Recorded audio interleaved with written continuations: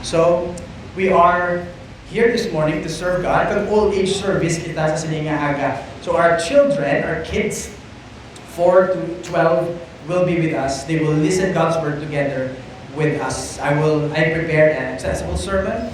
And sa atong mga bisita, salamat din sa inyong pagkanto. Welcome everyone sa Live Spring.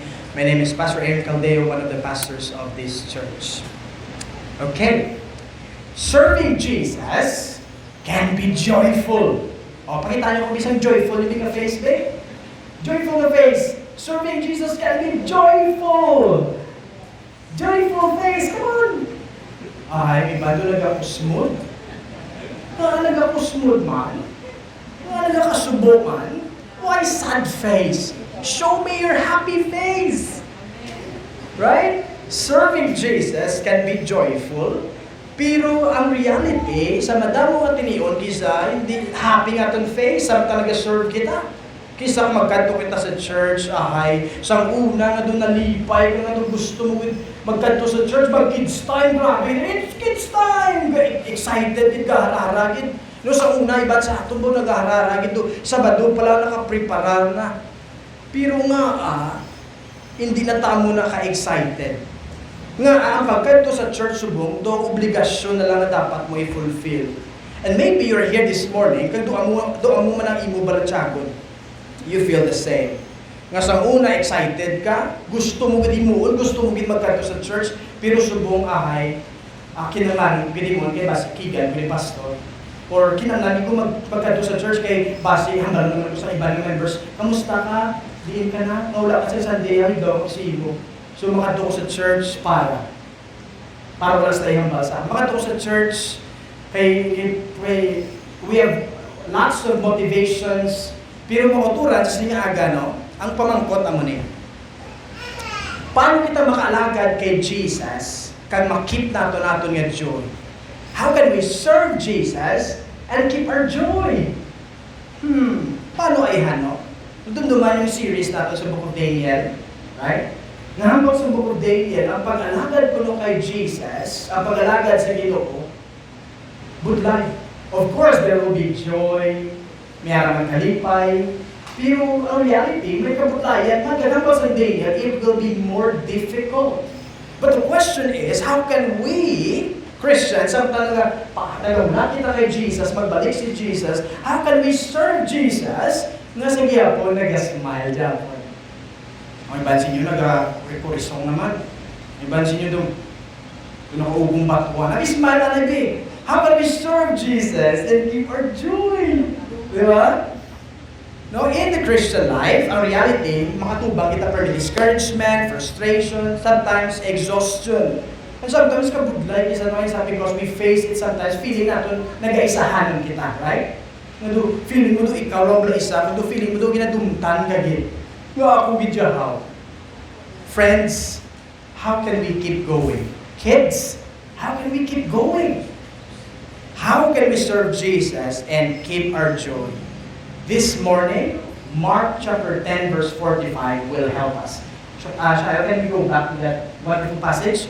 Basahon na biliwat together, para mag-sink in sa mind ko, no? Ang passage yung ibasa, parang ginibasa ni Asi sa ating gagawin. Mark 10:45. Basahin natin together what they? For even the Son of Man came not to be served, but to serve and to give His life as a ransom for many. Katahong na verse, no? And I love this wonderful verse because this verse, first and foremost, this is not about me and my service to Jesus. I love this verse because this verse is not about your service to Jesus, but this is about Jesus and His service to you. Nakita niyo?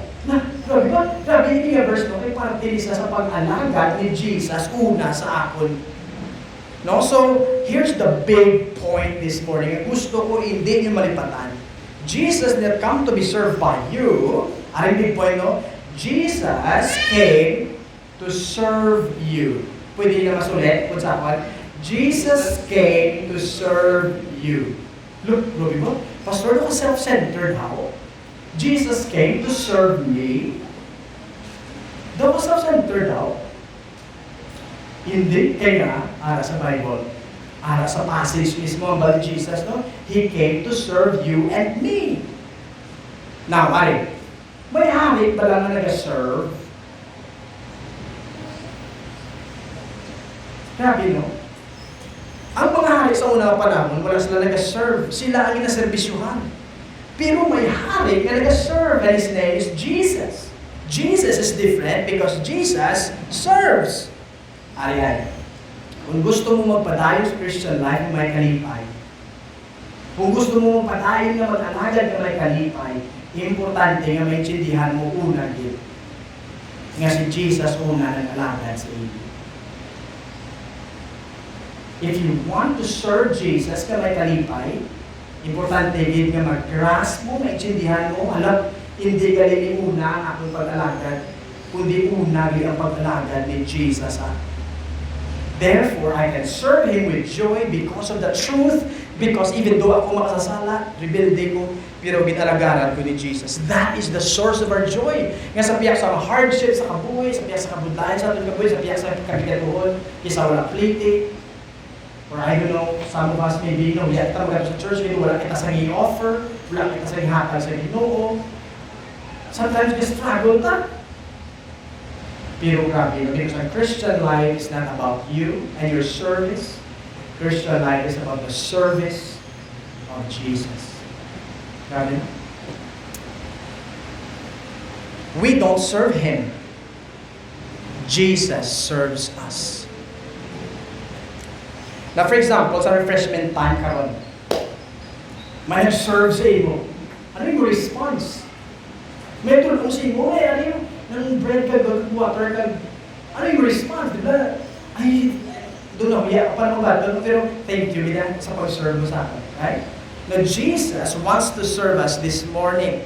Kagamuning hambalya, no, sa iyang mga followers, for even the Son of Man came not to be served, but to serve, and to give His life as a ransom for many. Kids, sino din ang nakalataw? Aladdin. Salam. Sino naman Aladdin? Ay, Salam. O, si Pastor Sherwin na kalantawan.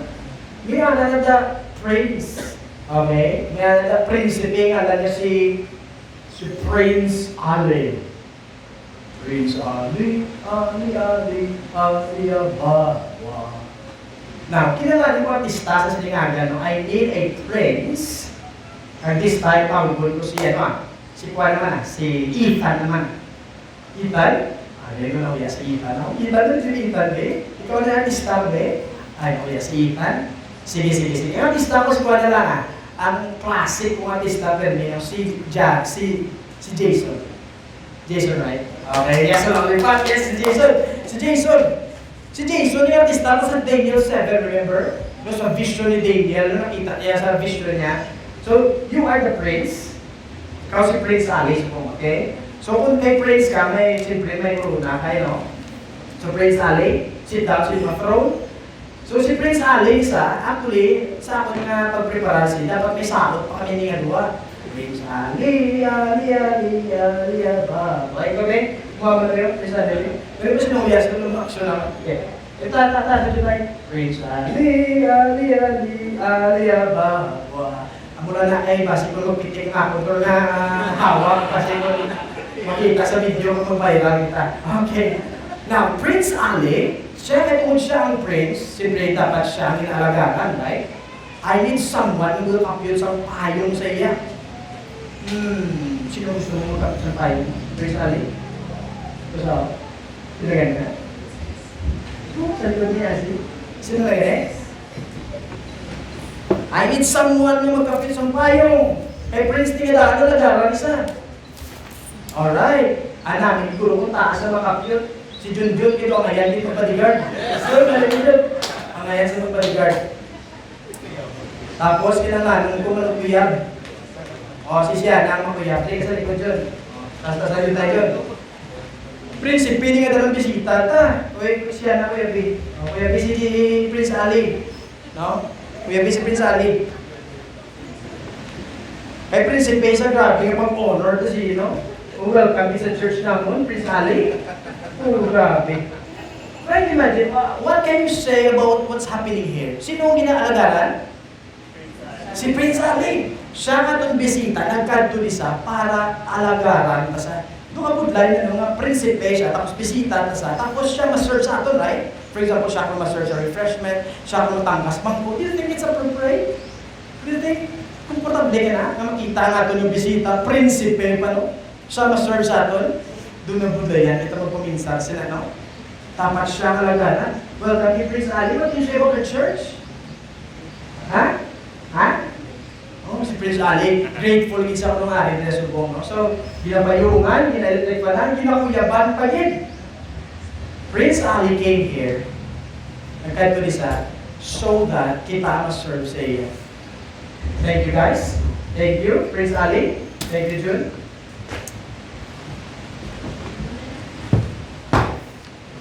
But in our passage, what can you say about our passage? In our passage, sila ni Jesus, no? Sila ni Jesus sa ating passage, for even the Son of Man. Sa ating passage. So isa-isa, kung tayo nga verse, no? For even the Son of Man. So mo silingon si Jesus, ginahambal niya sa ato, no? Nga, even the Son of Man. Mo silingon, hindi niya sa gina-expect mo, wala ka na gina-expect ka siya ang ma-serve. Kaya siya ang hari mo. Pero siling ni Jesus, even the Son of Man, no? Biskan ko ang Son of Man, nga kung sa diin nagka-remind sa aton sa book of Daniel, right? As we study the book of Daniel, Daniel chapter 7, nakita ni Daniel ang vision ni Jesus, the Son of Man. Ano nakita sa iyang vision? Remember that? Sa chapter 7, ang coronation ni Jesus, nga siya ang hari, and thousands upon thousands is serving Him. That will be the future. Pero nakita ta ba gulangit, or ang nakita ta subo sa passage natin sa Gospel of Mark, ang pagkadto ni Jesus. Tinatawag natin the humiliation of Jesus. Kung sa di nagsuklob sa unod mga kauturan, He was just an ordinary man. And He came, hindi para siya ang alagaran, kundi siya mag-alagan. Grabe, no? So sa pagkadto ni Jesus, siya actually ang king, because the Gospel of Mark says that, nga siya kunong hari, kagang hari, nag-preach ang gospel, kagang kanto di hari, so that i-establish niya ang kingdom again promise sa book of Daniel. Silisan, you know, I will establish my kingdom, and my kingdom will be forever through my son Jesus. And here comes now Jesus. He came, and He wants to establish His kingdom. Grabe si Jesus, no? Kung kilala mo si Jesus, He has this power and glory. He's the King of Kings. He rules the world. Pero, grabe ang ginimo ni Jesus, right? Makibot kita, because sa ikadua, makita natin na punto, for even the Son of Man, no? Second point, makita natin, no? Came not to be served. What? He's the King. He's the Son of God. But He came not to be served. Kita niyo kung kay Prince Ali, right? Si Prince Ali, nagkanto diya para siya ang serbisyuhan. Pero in contrast, Jesus came, hindi para siya ang serbisyuhan. Jesus, grabe si Jesus, no, kung kilala mo si Jesus, no, nagkanto diya sa kalibutan, He is God in the flesh. Siya nagtugas ang tanin, tugay ka. We are still alive, we are still moving and breathing because of Him. Siya ang in charge of everyone and everything. Kag may right din si Jesus nga simbahon kag alagaron ka sa. Pero si Jesus, sila nagkadto ko din hindi para alagaran mo. Nagkadto ko din para alagaran na kamo. Grabe ba, no? For example, again, another example, si Mayor Alvin Benitez, for example, nagkadto din, no? What will you feel? Ano yan ang atmosphere sa church no kaya si Mayor? I think iba niyo sa inyo masalan, or the most important person in Bacolod is here with us this morning. I don't know, maybe you will come early, or mas tuyanay kung mga ladies to, ano mas malagad ka kay Mayor. And maybe some of you, kasi iba sa inyo wala ubra, kung iba sa inyo nga wala, nga may kinanglan, posible iba sa inyo ba sa makanta pag may albit? Pag kanta, iba sa inyo mo pa niyo, Albi, Benitez. Grabe nga pag-welcome ba? Grabe nga pag-alagad ba? No? And here comes God, here comes Jesus, nagkanto sa kalibutan, no? nagkaon sa, inom sa upod sa iyang mga katawhan. And try to imagine, kung magkanto si Jesus sa iyong balay, hindi ka ma-expect na siya magprepara sa iyong kape o kung saan iyong tinapay, hindi ka ma-expect na siya ang na-serve because He is God. He is God's King. But in the Bible, it says here, no. Jesus says, the Son of Man, hindi para alagaran niyo ko. I'm here so that I can serve you. Now, for example, if you're, sino na kilala kay Peter? Ano yung brother Peter? Sa Bible? Si Peter, fisherman. Pero pinipili ni Jesus si Peter, hindi kayo kinala ni Jesus ang isda ni Peter. Sino kilala kay Matthew? Si Matthew, he was a tax collector. In a sense, he was rich. Pero pinipili ni Jesus si Matthew, hindi kayo kinala ni Jesus ang money ni Matthew. Sino kilala kay Nicodemus? Ruler of the Jews, one of the Pharisees. Pero pinipili ni Jesus si Nicodemus, hindi kay para kaya kinala ni Nicodemus so that he endorsed Nicodemus ang ministry ni Jesus. Friends, si Jesus nagkadto di, kag wala sa nagambal nga, follow mo mula sa akon para alagaran niyo ko. Total, kung man ang eternal Son of God, I'm the King, so pamatay ka mo, kami hamba ko sa inyo, himuan ni. Grabe no? So makita natin thirdly, sa verse natin ngayon natunan subok is this. For even the Son of Man came not to be served, but what? But to serve. Na, grabe ba? But siningo, na ginambal ni Jesus is this. Hey, follow me. Follow me. And I will serve you. Grabe no? Upod na sa akon, follow na sa akon, salib na sa akon, kay alagaran na kamo. Grabe ba? So, din natin makita, no, sa big point natin, Jesus came to serve you. Jesus came to serve you and me. He came to serve. Follow me, and I will serve you. Now, siya na come here.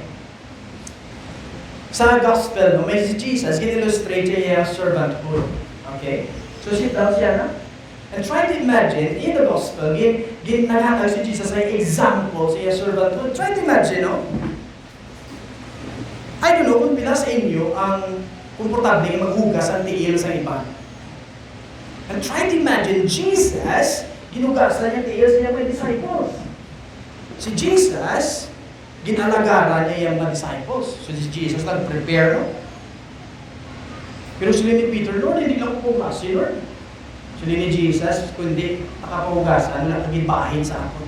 But sila ang gusto ni Jesus, allow me to serve you. Because this is a picture of the gospel na ako lang din ang makatinlo sa inyo. And try to imagine, no? Wala na ba si Jesus kaslong sa tiil nyo? Kung ba ko sa tiil nyo, Jesus came to serve. And try to imagine the King of Heaven touching the disciples' feet. Can you imagine that? Hikapon sa nagtuga sa ako, ang akong tiil, hugasan niya. Doon hindi ka magpati, no? Pero makukuran, ang illustration sa Bible, ginugasan ni Jesus ang tiil sa mga disciples. Pag wala sa nagbabatler kung aslong, o kunik ko, kasi iba ito may ingron pa. No? Ginugasan ni Jesus ang tiil siya mga disciples, at ipatuhan niya.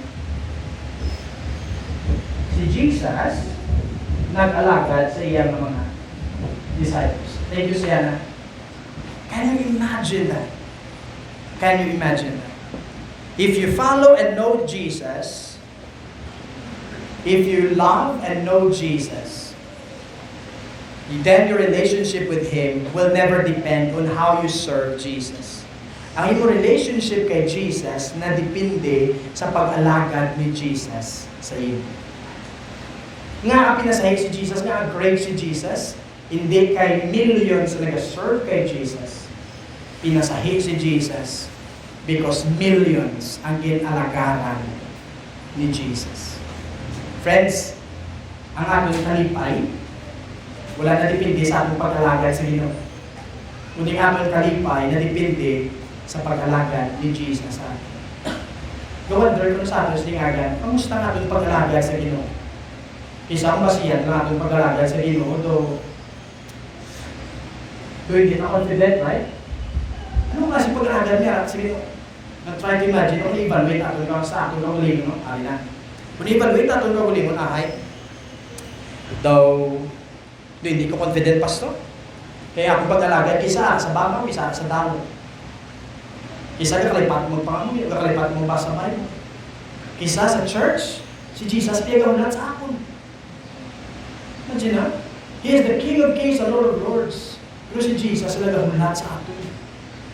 Can you imagine that? Pero grabe invitation ni Jesus sa atin, Sunday upon Sunday. Sunday upon Sunday. Sunday after Sunday, Jesus' invitation to us is this. Even though we are Christians, ang invitation ni Jesus, I want to serve you. Will you allow me to serve you?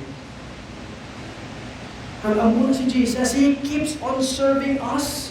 Every time we gather, He wants to feed you through His Word. He wants to serve you through His Word. Pero ano minay mo tayo saan? Gina-give up ka, immediately commitment ka. Nagprepara si Jesus, pero way taga naman ka. Oy, bandri sa ato, di ba magluto? Sundan, gusto tayo sundan, iluto tayo, nunit sa ato mga kataan, right? Kagasunggot kita kung magluto ko sundan, tapos hindi mo lang magkaroon. And try to think about that. Sunday upon Sunday, Jesus is preparing something for us, and He wants to serve us. Will you allow Jesus to serve you? Pero isa ay, ginapahulata si Jesus. Ginapahulata si Jesus. And we don't care. But what kind of king Jesus is? He is a kind and gracious king. My dear friends. Kagang Christian life, kung basihan tang atong performance, kung atong pag-alagad sa Ginoo, kauluyan sa pag-alagad sa Ginoo. Pero ay ang comfort sa tanan. Because it's not about your service to Him. Jesus wants you to understand it's about my service to you. And that will be it. And that's a great encouragement for us not to give up in our commitment to Jesus. Amen. Final point this morning, paano si Jesus nag-alagad sa atin ultimately? Kanina ito ang picture of washing of the feet is just an illustration. Pero si Jesus, ang pag-alagad ni Jesus na ito, niya daw? And to give His life as a ransom for many. Batihan nito? Paano si Jesus nag-alagad sa atin? Nag-alagad si Jesus sa atin kaya ginhatag niya ang iyang kabuhi sa atin. Nalipat rin yung magpaw. Pero pwede ka rin mag-anit. Oli. Now try to imagine, si Oli, for example, he kidnapped. Okay? Ready, Oli. He kidnapped si Oli, hinigtan niya kamot. No? Higtan yung kamot mo Oli yan, yung pagkitihan. So, hinigtan kamot ni Oli. No? Tapos, gusto sa nag-kidnap siya, ibaligya si Oli. So, Oli, ito na makita si daddy mo, si mami mo, pati mo sister. Kaya ibaligya ka na sa ibang tao. Try to imagine Oli. Happy ka na Oli. Okay lang siya, hindi. Ha? Okay sa'yo. That's not good Oli. Try to imagine, hindi mo na makita yung sister mo, si mami mo, si daddy mo, hindi mo na makita. Ibaligya ka sa ibang tao. Tapos homework ka, pero yung mugas ka, pero yung pinggan. Okay ka na? Hindi sa okay. Pero try to imagine, no? Kinanglan gawaron si Oli. Kinanglan gawaron si Oli. Pero sa ginabaligya si Oli sa marketplace, nagbayuwa ka tao nga gusto nila bakrot si Oli, mo kamahal si Oli, 3,000 pesos.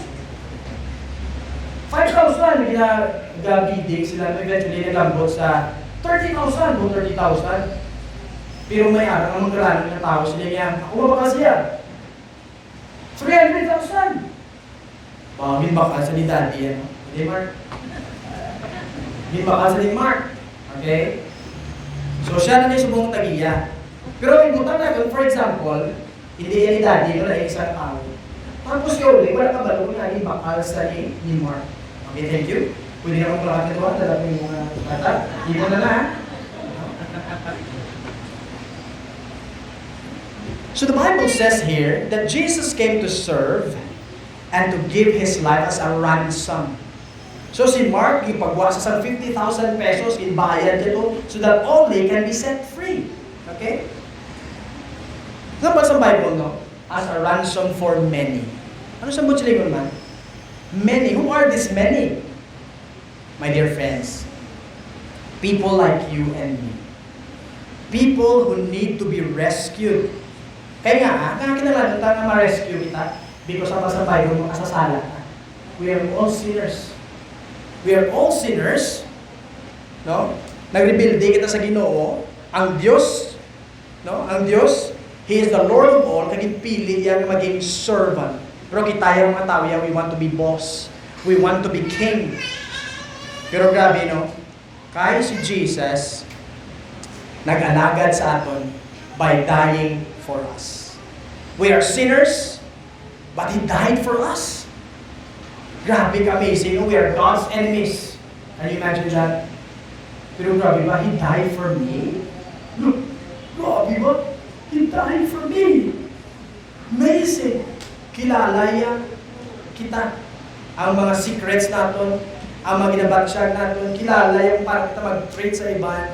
But still, Jesus chose to die for you and for me out of love despite all of that. Ang pinakagrabe sa tanan, kaya ba sa passage nyo? Nagkanto si Jesus to give His life for you and for me. Ihatag yan niya kabuhi. Nung nga ihatag niya kabuhi, because wala kita life. Ano ginimot sa Ginoo? Na-cut off kita sa Ginoo, nagtalikod kita sa Ginoo, gin-reject nato ng Ginoo, and to reject God, it means to reject life. And try to imagine, kids, mangkot, buhay isa kong patay. Ha? Buhay o kung patay? Okay. Sila nila ko no, buhay. But actually, this is already dead. Why? Sila mo to the dream ko ng pastor, to my life ng pastor, pero probably hindi na sa connected sa roots. Eventually, after 3 days, malayan na nisa. Daso nga Domingo, layan na nisa. Ihaboy na sa pastor. And that's the picture of your life kung wala ka kay Jesus. Wala ka kay Jesus, sila mo daw wala ba? Tapos sa nabro, tigulang eventually patay. Right? That is the picture of our life. Why there's death? There is death because we disconnected sa Ginoo. Pero muna pinaka-amazing because Jesus came to what? Nagkanto si Jesus para no? Ihatag niya ang iyang life so that you and I will have life. Kita nga ang atong direction makato sa impyerno, ginwari nga kita ni Jesus, ginapagwag kita ni Jesus, follow me and I will serve you. Paano kita ginalagaran ni Jesus? Jesus served us by dying on the cross. He gave His life. And there on the cross, He was cut off. He was rejected. Para ikaw mag-believe kay Jesus will not be rejected anymore. So that you will have life. And so that you can start serving Jesus. Amazing, right? Amunisa ang pag-alagad ni Jesus sa imo kaysa. But what's the problem? What's the danger for us? The danger for us is over-familiarity. This is not something new. Pero kung hindi isa ang nagpalipay sa imo, hindi isa nag-encourage sa imo subong, then there's something wrong.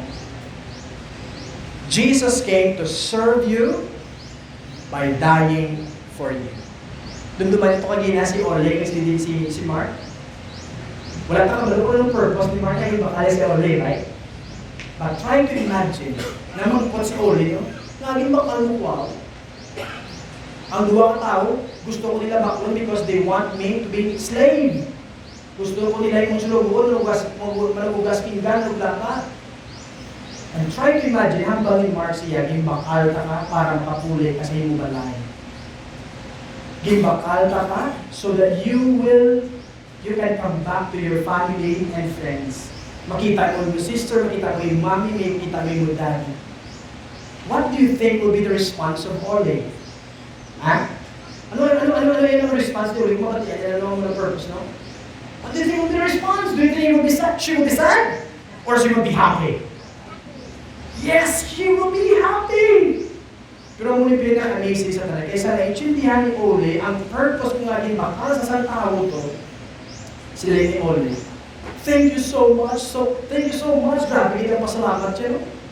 Gakap yun din sa tiil sa bakal siya. Thank you so much, bakal po so that I can come back to my family. But sir, out of joy and love, sir, I will serve you. What? So yun ulit, thank you, bakal mo para ma-set free ko, para makabalik ko sa whole family. Pero yun ulit, but sir, I will still serve you. Because you're so good, you're kind to me, sir, I will serve you. My dear friends, kung maintindihan mo ang ginhimo ni Jesus, actually, it will empower you to serve Jesus with joy. It will empower you to serve Jesus with joy.